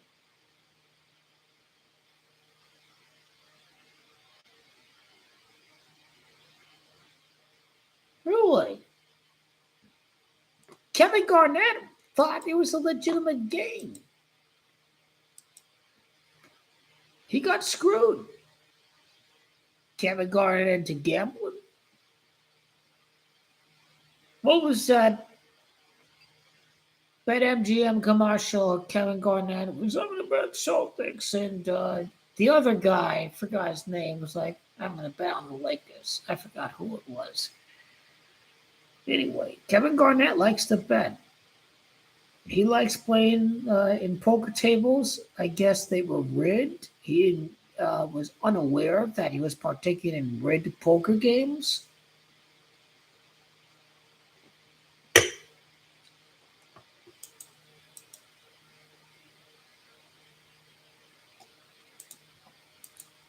Goking the bond, hating bums are betting on the Thunder. Sportsbooks are happy.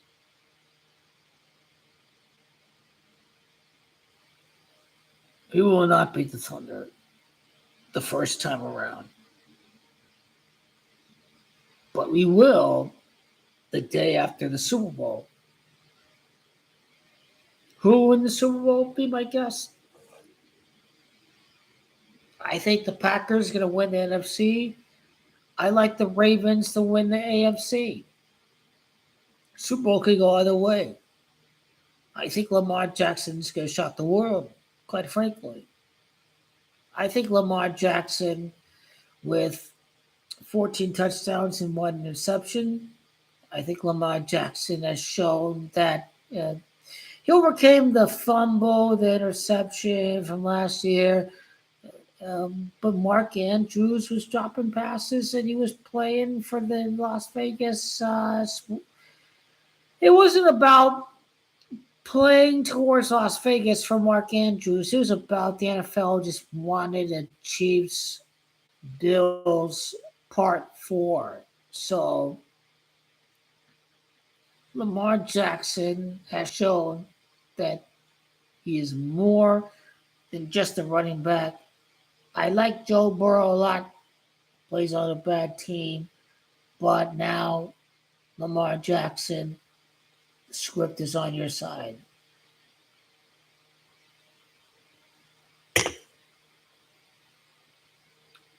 I think this is a year that the NFL says the Chiefs are not going to win the AFC. And clearly, they are vulnerable. Now, as far as Broncos Chiefs goes, I'm betting on the Chiefs. All the haters going to bet on the Broncos, obviously, but I am betting on the Chiefs in a week from now. Derrick Henry, Lamar Jackson, 22-point win over the Dolphins. I've got Lamar Jackson, the Ravens winning the AFC. In my view, I have the Bills winning a future Super Bowl, but not this year. The following year. Every year it seems like it's the Chiefs in there instead of the Bills.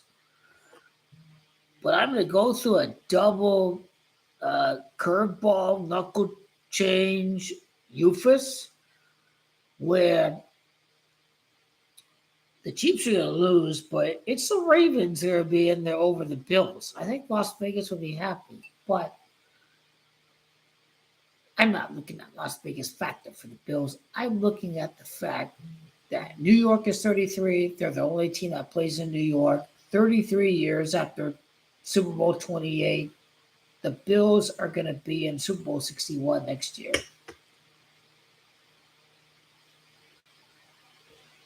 But I get it. Santa Clara is 27, Dynasty 27. Kansas City is Camacho, San Francisco. But that could be the biggest trap out there. I think Hack Hubbard may fall for that. Zach the Hack, who don't know Jack Hubbard, may fall for that. Zach the Hack, who don't know Jack Hubbard. I I coined that. No, it's a pirate curse. Super Bowl 76, 77. That's the range for when we will win a Super Bowl for Tom Brady to be 8-3 in Super Bowls combined as owner and quarterback. He's 7-3. When he does make it to the Super Bowl with the Raiders, we'd be 8-3. It's gonna be a big giant party. Raider Nation wins a fourth Super Bowl in team history with Tom Brady as the owner. It's gonna happen at some point before Tom Brady dies. I know you're concerned about dying before it happens. Tom Brady is what? He is 48 or whatever. How old are you, Ruben? Tom Brady's going to win before the end of his life. So you should probably see, we both should see us win the Super Bowl. But you're only 27. I think you'd be much older. We have lots of time left. We'll easily see the Raiders win the Super Bowl before the end of Tom Brady's life. Tom Brady's 48. I'm 30. You're 27. Fucking chillax. We will win a Super Bowl before it's all said and done. Why the life? That's all I have to say. Common sense. You know it. I know it. But seeing that the Jaguars 30-23, I knew we would go for two at the end of the game. You have nothing to lose. Get a high draft pick. Go for the win. I knew they would go for two at the end of the game, right when it was 30-23.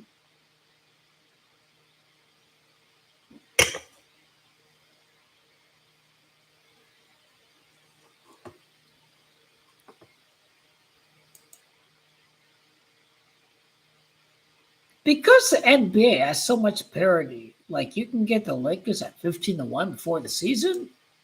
This may as well be the NFL. This may as well be the NFL. This may as well be the NFL.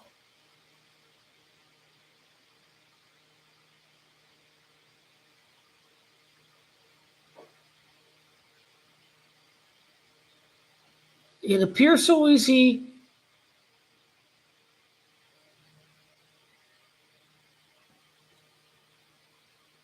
It's all bullshit. If they lose 2 of 3, whatever, for example, let's go LeBron comes back.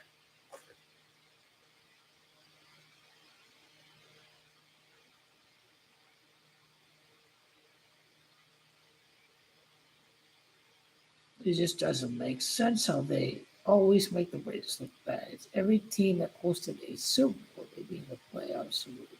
Okay.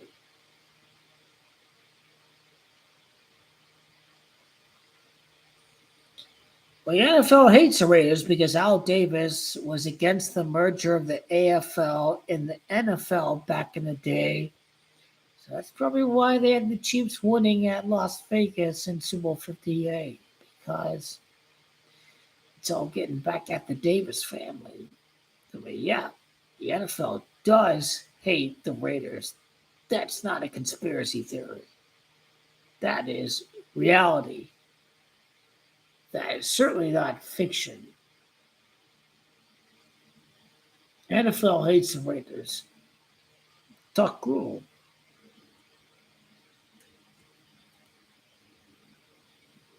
It's probably their dream to have another owner own the Raiders.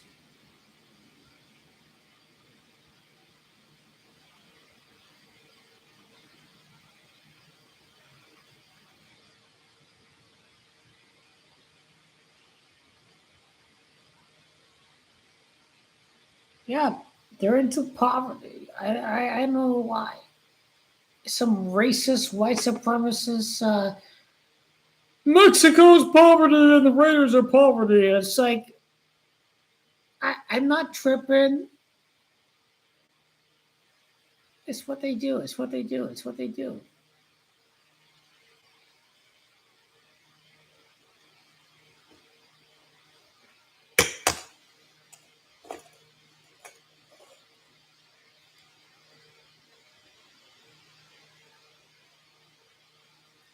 You'll be in your 40s when the Raiders win the Super Bowl. It's going to be after Big Daddy Patty is done and the end of the rigged ass Chiefs dynasty. NFL's rigged. These teams, they don't give a damn about you. It's all rigged. That's why I may retire as a sports fan right after Go Killabon wins a back-to-back in 2027. I may retire from being a sports fan in 2027. I may just bet on sports, and I may just retire from rooting for some gay-ass clowns wearing tights and a bunch of characters, okay? And some people argue that's probably the best way that my career should go.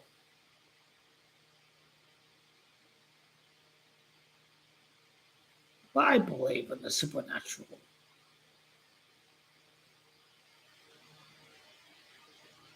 Oh, yeah. I predicted Real Madrid to beat Barcelona a week or two ago. I'll show you the video. I'll show you the video.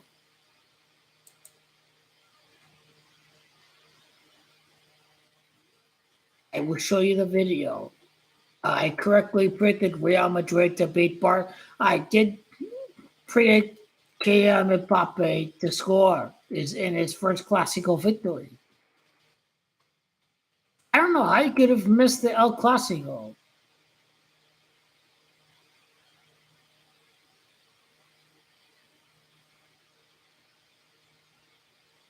But El Clasico, all the Google results, um, those are some very highly rated videos, I tell you. It shows that soccer is much bigger than NFL and in Major League. Yeah, it had 1,000 views.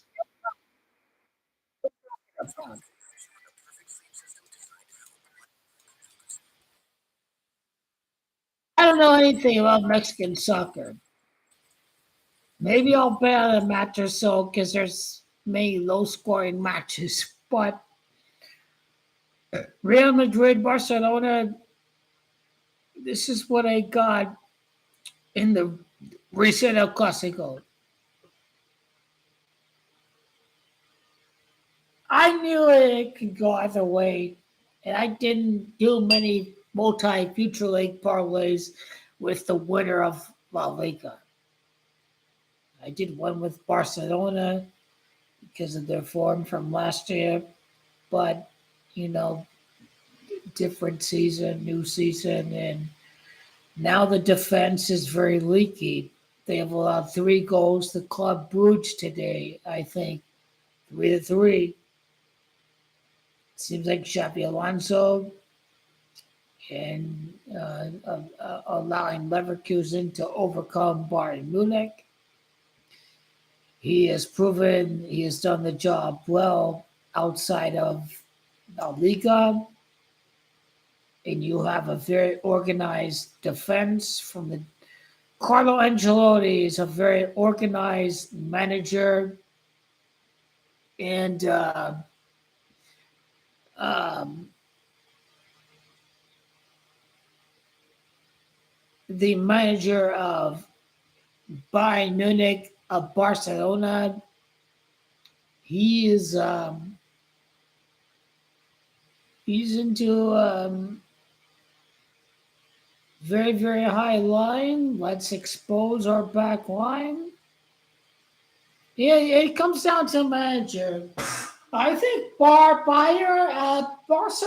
may have to get rid of their manager because he's very reckless with his back line.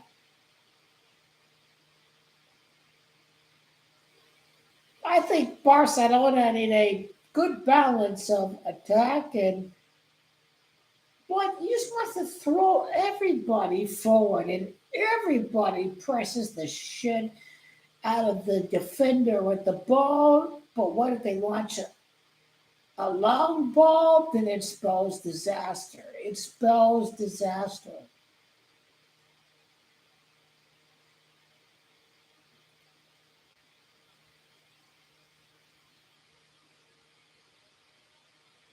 It spells disaster.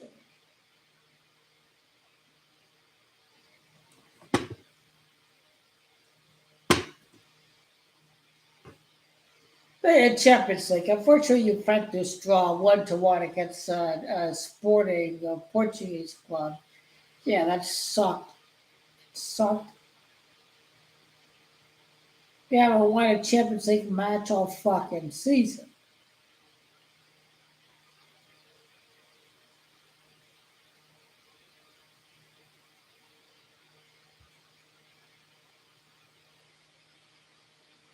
I do well for 30. I have this hair right here.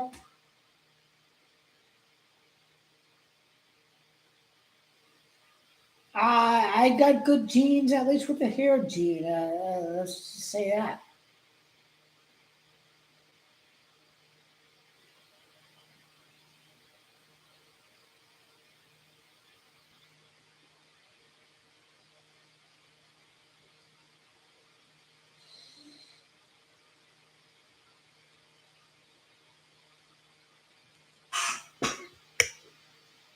One of my high school mates, man. I mean, balding and all that. I mean, quite frankly, I have good genes with the long hair and the balding and all that. I mean, I feel very blessed. Quite frankly, I mean,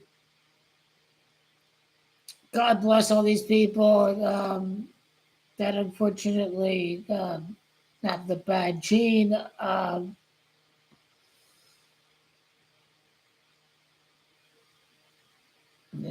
Done.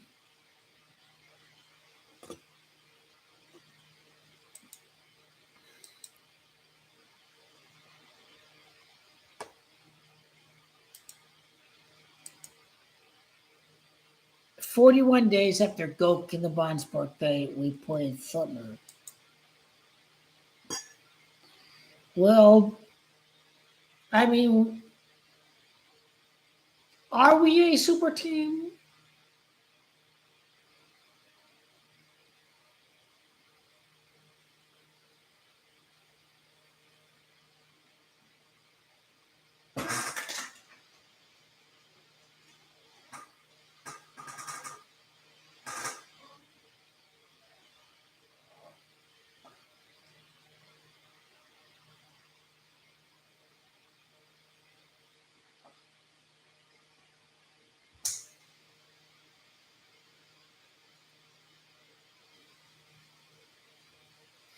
What a goddamn impressive victory that was.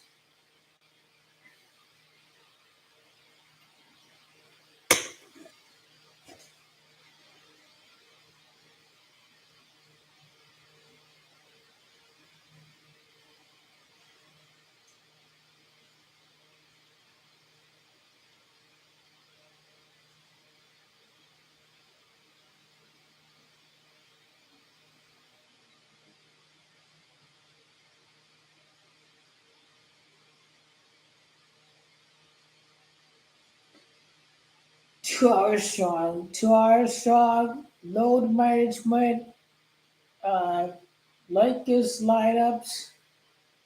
Fuck the haters, fuck all them. They're losing their championship odds, so they're getting fucked off the ass. Fury, big time. I have one. I have one.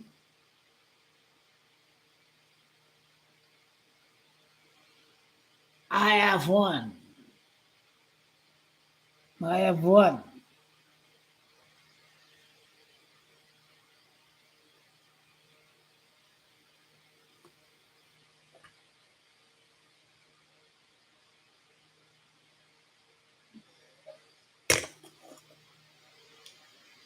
Wine's a big part of Mediterranean culture, obviously. Italia, Hispania, big, it's big.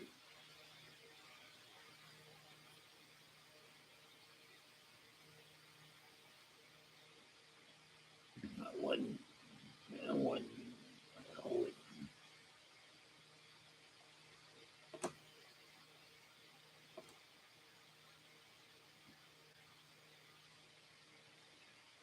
But Ruben says, you're talking about Mexican League. I don't know anything about Liga Mex. I know that Club America's good. I know that Chivas, whatever, is good. So I know about Mexican League.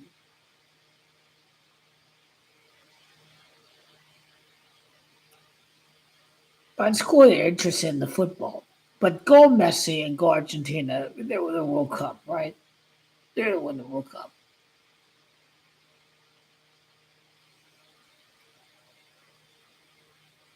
If Mexico make it to the quarterfinals, all the bets coming on Mexico to win the World Cup. I mean, it's just some mafia kind of tactics right there. We'll win on 4th of July, America. And Mexico starts winning, and then everybody starts betting on Mexico to win the World Cup or the United States.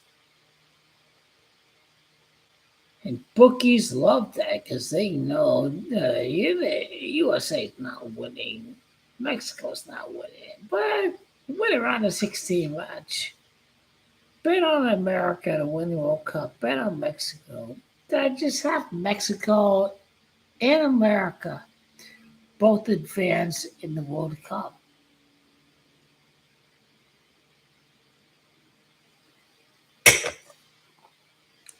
Because we don't have a chance. You're not Argentina. You're not uh, Spain. You're not France. You're not these teams. But it's okay. I'll end it right here. I'll end it right here. It doesn't matter what happens at this point.